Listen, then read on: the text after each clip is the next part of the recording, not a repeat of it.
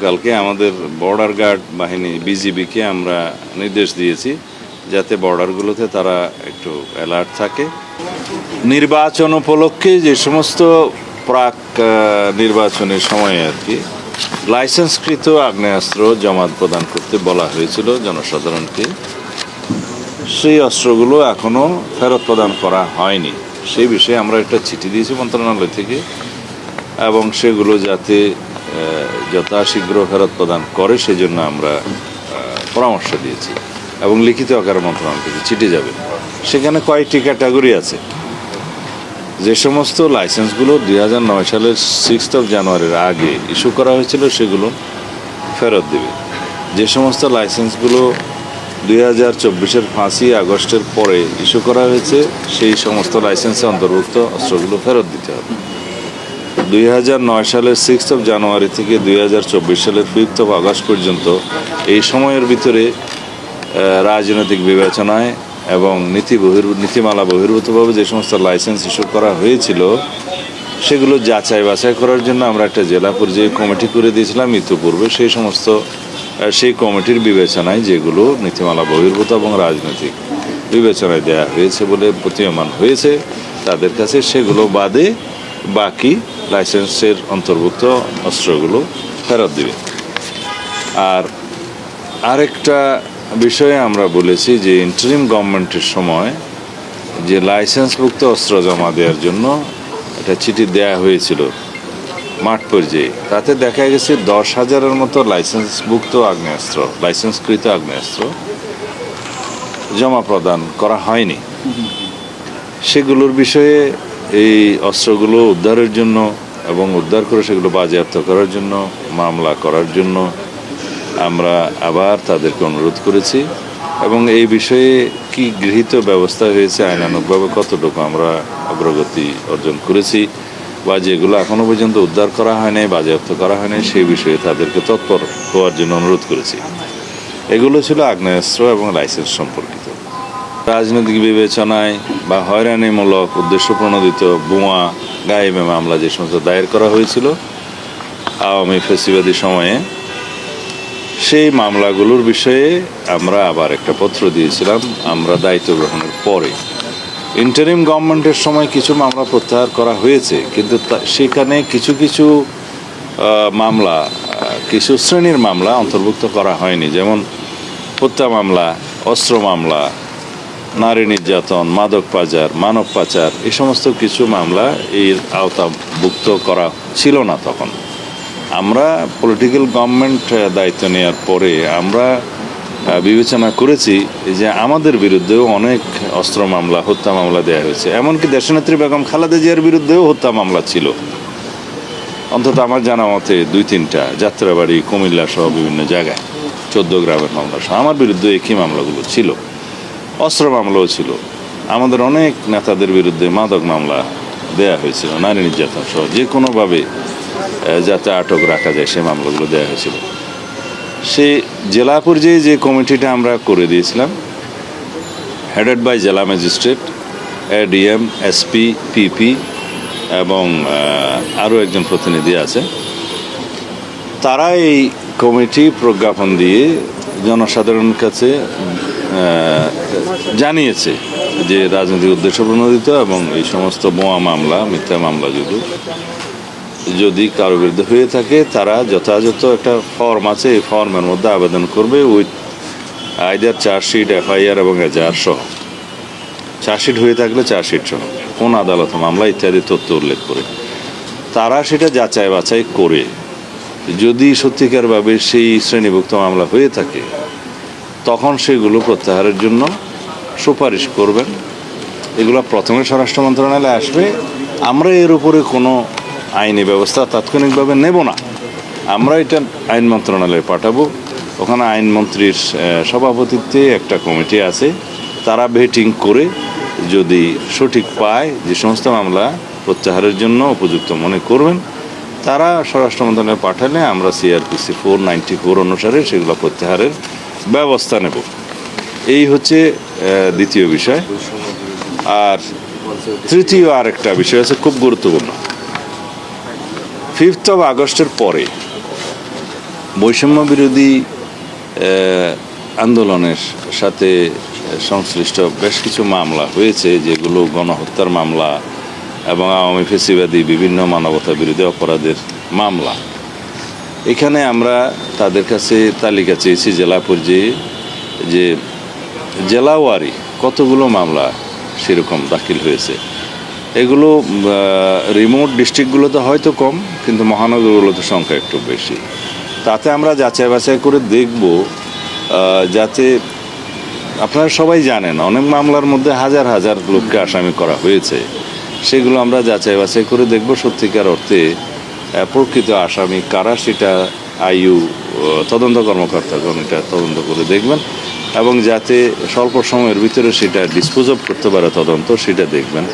আর যাদেরকে উদ্দেশ্যপ্রণোদিতভাবে মামলায় অন্তর্ভুক্ত করা হয়েছে তাদেরকে যাতে নিষ্কৃতি দেয়, সেই সুপারিশটা আমরা করেছি। তবে এটা আইনানুগভাবেই হবে, আইনি প্রক্রিয়াই হবে। আসন্ন ঈদুল আজহা উপলক্ষে আমাদের মাননীয় প্রধানমন্ত্রী একটা মিটিং ডেকেছিলেন, তার সভাপতিত্বে আমরা সেই সবার কিছু সিদ্ধান্ত জেলা প্রশাসকদেরকে জানিয়েছি। তাহলে আমরা যাতে ঈদ যাত্রাটা নিরাপদ করতে পারি, যাওয়া আসা, এবং সড়কে নিরাপত্তা প্রদান করতে পারে পুলিশ এবং সড়ক পরিবহন বিভাগ, যাতে তারা জনগণের নিরাপদ যাত্রাটা নিশ্চিত করতে পারে, আশাটা নিশ্চিত করতে পারে, সেই জন্য কিছু অনুশাসন তিনি দিয়েছেন। সেই রকম সিদ্ধান্তগুলোর মধ্যে একটা হচ্ছে, সড়ক মহাসড়কের উপরে কোনো রকমের পশুর হাট অনুমতি দেওয়া হবে না।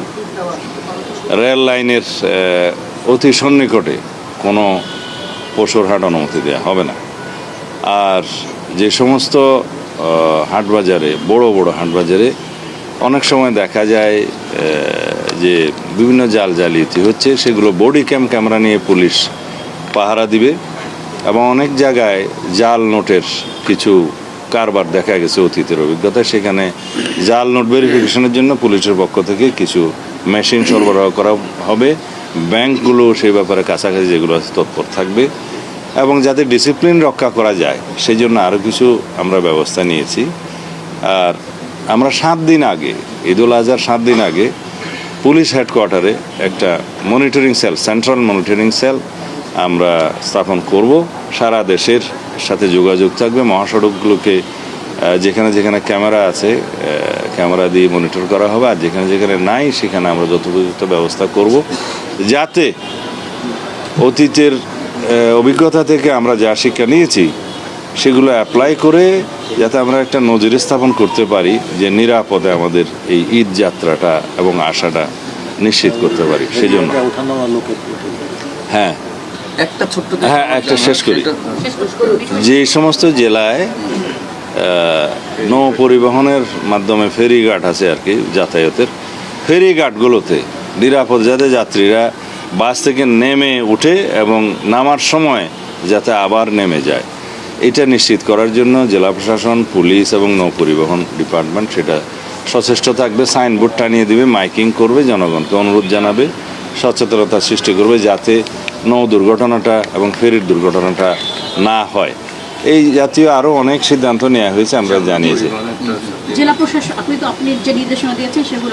আর চামড়া পরিবহনের বিষয়ে একটা গুরুত্বপূর্ণ তথ্য আছে, সচিব সাহেবকে ধন্যবাদ। আমরা ওই বিসিক থেকে এবং কমার্স মিনিস্ট্রি, ইন্ডাস্ট্রি মিনিস্ট্রি থেকে বিভিন্ন উদ্যোগ গ্রহণ করা হয়েছে। বিশেষ করে গ্রামীণ পর্যায়ে, উপজেলা পর্যায়ে আমরা লবণ সরবরাহ করব বিনামূল্যে, যাতে চামড়া সংরক্ষণ করা যায় 7 দিন পর্যন্ত, এবং ক্রমান্বয়ে ঢাকা অথবা মহানগরগুলোতে যেখানে ট্যানারি আছে সেখানে আসা যায়, বিশেষ করে ঢাকা অভিমুখে, যাতে 7 দিন পর্যন্ত তারা সংরক্ষণ করে, এই সময়টা যাতে না আসে। কারণ আমাদের যে সেন্ট্রাল ইটিপি সিস্টেম, তার যে ধারণ ক্ষমতা বা তার যে ক্যাপাসিটি, সেই অনুপাতে অনেক বেশি চামড়া আগমন হলে অ্যাট এ টাইম চামড়াগুলো নষ্ট হয়ে যায়, খরিদ্দার থাকে না। যাতে এই ক্ষতিটা না হয় সেই জন্য আমরা 7 দিন পর্যন্ত সংরক্ষণ করে তারপরে ঢাকা অভিমুখে আসুক, যেখানে আসুক, সেই ব্যবস্থাটা করার জন্য আমরা অনুরোধ করেছি, এবং সেটা জেলা প্রশাসন, উপজেলা প্রশাসন মধ্য দিয়ে সংশ্লিষ্ট সকল জায়গায় এটা অবহিত করা হবে, সচেতন করা হবে। জি, মাননীয় মন্ত্রী, 5 আগস্টের পরে বেশ কয়েকজন সাংবাদিককে গ্রেপ্তার করা হয়েছে। তারা যদি কোনো অন্যায় থাকে তাদের বিচারের মুখোমুখি করেন, আপত্তি নাই। কিন্তু তাদেরকে হত্যা মামলায়, জুলাই হত্যা মামলায় আসামি করা হয়েছে। জুলাই হত্যা মামলা করলো সরকারি বাহিনী, নির্দেশ দিল সরকার। সেই জন্যই তো আমরা এই যাচাই বাছাই করতেছি। এখন আমরা সরকারের দায়িত্ব নিয়েছি, জনগণ দায়িত্ব দিয়েছি কেবল 2-2.5 মাস হলো। এর ভিতরে যে সমস্ত উদ্যোগ নেওয়া হয়েছে প্রথম দিকেই এটা উদ্যোগ নেওয়া হয়েছে। তো এই যাচাই বাছাই কমিটি যেটা করা হয়েছে তাদের মাধ্যমে যদি এটা আসে তাহলে আমাদের জন্য সিদ্ধান্ত নিতে সুবিধা হবে। তাছাড়া ইতিমধ্যে সিআরপিসির 173 যেটা সংশোধন করা হয়েছে তার মাধ্যমেও অনেকে নিষ্কৃতি পেয়েছে, রিলিফ পেয়েছে। তারা সেখানেও আবেদন করতে পারে, অথবা আমাদের নজরে আনলে আমরা সেটা দেখব। একটি বিষয় জানতে চাচ্ছিলাম, ভারতের পশ্চিমবঙ্গ নির্বাচনে বিজেপি জয়লাভ করেছে। আমরা দেখতে পেয়েছি যে নির্বাচনের আগে বিজেপির নেতারা যারা মুসলিম আছে এখানে তাদেরকে বাংলাদেশি অনুপ্রবেশকারী হিসেবে উল্লেখ করে বক্তব্য দিয়েছে। তাদের জয়লাভের পরে বাংলাদেশ কি কুশিনের সংখ্যা বাড়তে পারে কিনা? জেলা প্রশাসক সম্মেলনের সাথে এটার কোনো সম্পর্ক নাই। তারপরও বলি, আমরা গতকালকে আমাদের বর্ডার গার্ড বাহিনী বিজিবিকে আমরা নির্দেশ দিয়েছি যাতে বর্ডারগুলোতে তারা একটু অ্যালার্ট থাকে। কারণ সেই রকমের সম্ভাবনা দেখি না, যদি হয় যাতে অ্যাড্রেস করতে পারে সেই জন্য আমরা আগে থেকে সতর্কতা অবলম্বন করেছি। তবে আমার মনে হয় সেরকম কোনো ঘটনা ঘটবে না। মাননীয় মন্ত্রী, ছোট্ট একটা প্রশ্ন, যে আইন শৃঙ্খলা নিয়ন্ত্রণে রাখতে জেলা প্রশাসকদের তো কমন ব্যাপার, আইন শৃঙ্খলা নিয়ন্ত্রণে রাখা তাদের একটা প্রধানতম দায়িত্ব। সেই জন্য পুলিশ ডিপার্টমেন্ট, জেলা প্রশাসন সবাই সুসমন্বয় করেই কাজটা করে, এবং ক্ষেত্রমতে বিচার বিভাগের সাথেও তারা একটা সুসমন্বয় করে। এটা বিষয় নয়, এটা তাদের কাজের আওতায় পরিধির মধ্যে একটা হারমোনিয়াস কোঅপারেশন সবার সাথে রাখতে হয়, একটা সুসমন্বয় রাখতে হয়। এটা তাদের নিজেদের দায়িত্ব। ধন্যবাদ। আপনাদের একটা অভিযান চলছে, 1 তারিখ থেকে শুরু হয়েছে। ভাই মনে হয় ওই প্রশ্নটা করেছেন যে এই অভিযানে মাদক, তারপর অস্ত্র সবকিছু বলেছেন, মাদকটা মনে হয় গ্যাপ করেছে। এই অভিযানটা নিয়ে যদি একটু বলেন, কোনো নির্দেশনা দিয়েছেন?